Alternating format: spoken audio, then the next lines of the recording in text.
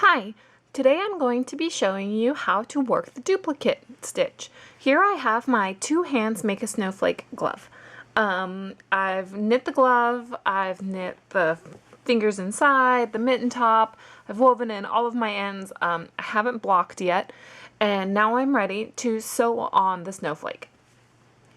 So I'm gonna turn this around, and here I have two markers. This one is actually the beginning of the chart, and then I've also placed one right beneath where I'm going to make my first stitch, just to make sure that I don't put it in the wrong place. So here's the first stitch of the chart, and then 1, 2, 3, 4, 5, 6 over is the first stitch I'm going to work in duplicate stitch. So when working in duplicate stitch, you're working with a nice yarn needle. I have a nice long piece of yarn because you really don't want to run out. And you'll work each separate piece in a different thread of yarn or a different piece of yarn, and then you'll tuck in those ends afterwards. So this is not the stitch I'm going to go into. I'm going to go into the stitch right above it. So I'm going to put my needle in through the base of the stitch. And be sure not to split your yarn. It helps if you use a nice blunt needle like this. So pull your yarn through, but leave yourself a bit of a tail. And now I'm going to put my needle underneath the stitch above the stitch that I'm working. So what I'm doing here is I'm tracing the movement of the yarn with the white yarn to duplicate the look of the stitch underneath. And this is great for if you don't want to work in tarsha. It looks just like knit stitches because what you're doing is you're copying the knit stitch, but you don't have to work with two colors at the same time.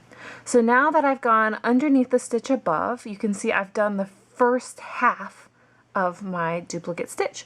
So to complete this stitch, I just need to go back into the base of the stitch right here. So put my yarn in and pull through. Just like that. So now I'm ready to continue working in duplicate stitch. So my next stitch is going to be just above.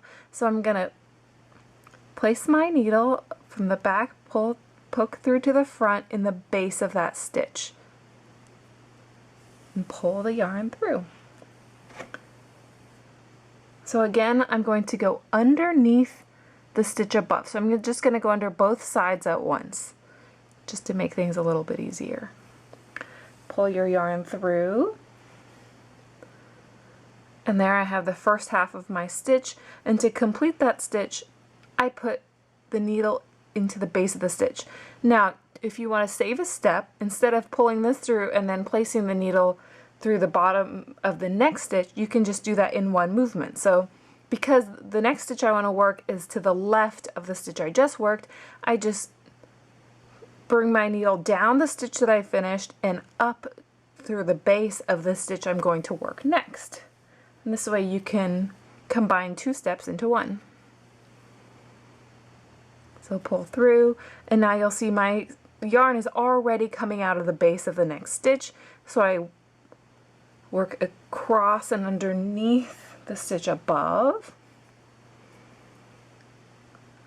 And then I can continue working in this manner. So now I'm going to go up and over one stitch. And you just place your needle where you want it to come up next. So you can see I'm going one more to the left and up a row. So down through the base of this stitch and then up through the base of the stitch you want to work next. Now if you're working large charts like in this snowflake, you'll want to use separate pieces of yarn for each piece of the snowflake so that you're not carrying the yarn too far, because then you're likely to, catch it on your fingernails and whatnot as you're wearing the glove. So I'm going in through the bottom of the stitch above and under, and just keep working like this. And when I'm working, I find it's easier to work towards me, so sometimes I'll just turn whatever I'm duplicate stitching so that I can always work towards myself, especially when you're working from left to right. It can be a little bit awkward. So turning your work can just make that a little bit easier. And just keep going. So now you can see that I have finished the first section of my snowflake. So this is the bottom right section, and you can see the inside. It's rather tidy. And then this is where I started, and I would want to weave that in through the back side, and then I would cut this and weave this in as well on the inside. And then following my chart and using the same method, I would continue to work the snowflake. I hope you've enjoyed this video, and I hope you'll check out my website, mariknits.com, and let me know what other videos you'd like to see. Thanks!